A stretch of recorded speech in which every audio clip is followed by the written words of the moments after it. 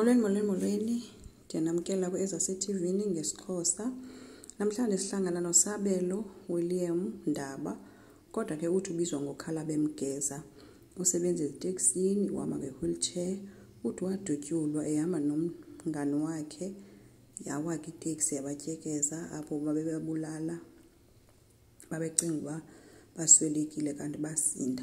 Uthi ke oogqirha bayamnika ithemba uba ngenye imini uyohamba. Kodwa uthi yena akayazi loo nto kuba ungumntu ongafundanga.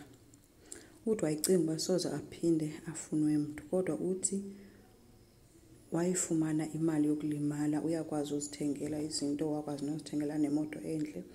Uthi ke uhlangana kwakhe nomamkhulu azange aphume emotweni, so usisi wamqoma engamazi uba uhamba ngesitulo.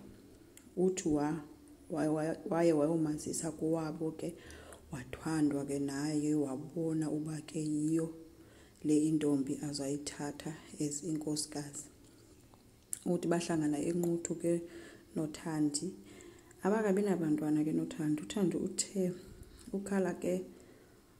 Khalabe Mgeza walobola, kodwa kakawenzi umembeso and abakatshati, so yena ubona uba umntana babe naye basotshata.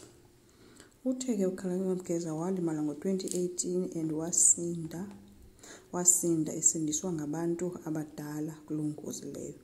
Ngabo ke aba bafuna abe nonkosikazi wesibini.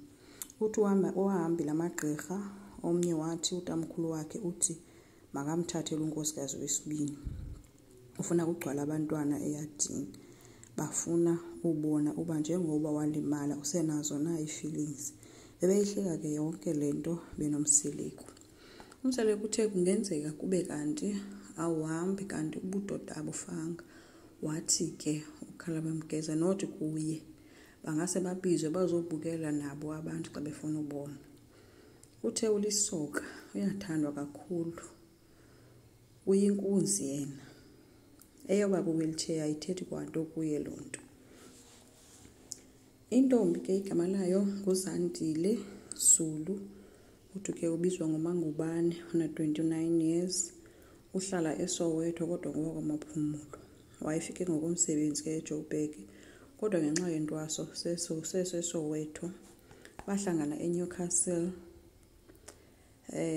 bane-3 years bethandana.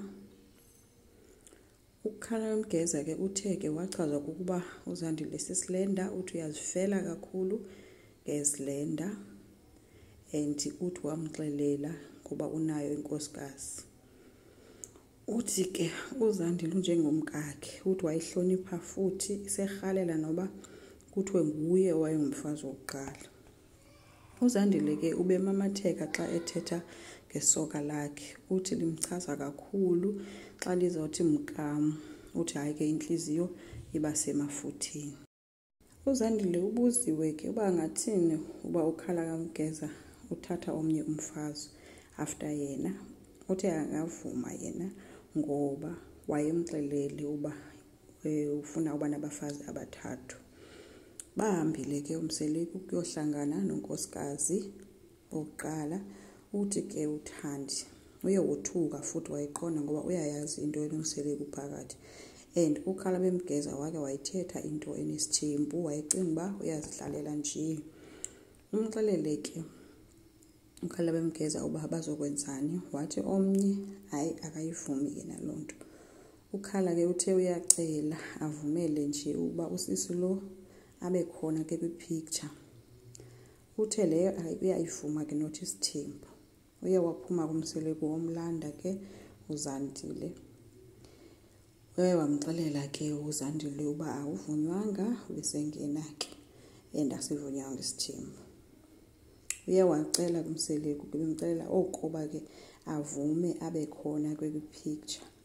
Uye wathi ke uThandi leyo ke uyayivuma, kodwa le yoba kuthiwa uzongena esithembini usazoyicinga. Bamcengile ke ngoba makavume oku koba abe khona kwi-picture. Wathi hayi uyayivuma leyo, kodwa makanganyanzelwa ngoba makavume isithembu. Wathi ke umseleko uyabashiya waphuma. ukhala bemgeza ke ucele uZandile azazise kuThandi. Wathi uZandile akasiboni isidingo sokuzaziswa. Wakhuza omnye ebuza uba ngoba wathi ngoba vele akavumanga nje isintoni isizathu sokuba azazise. Ubebukeka edanile ke ukhala bemgeza. uThandi yena uthe uyambona uhlaza uZandile. Hayi ke siyabonga. Enkosi ngicela siqhubeke, silike, siphinde subscribe. Bye.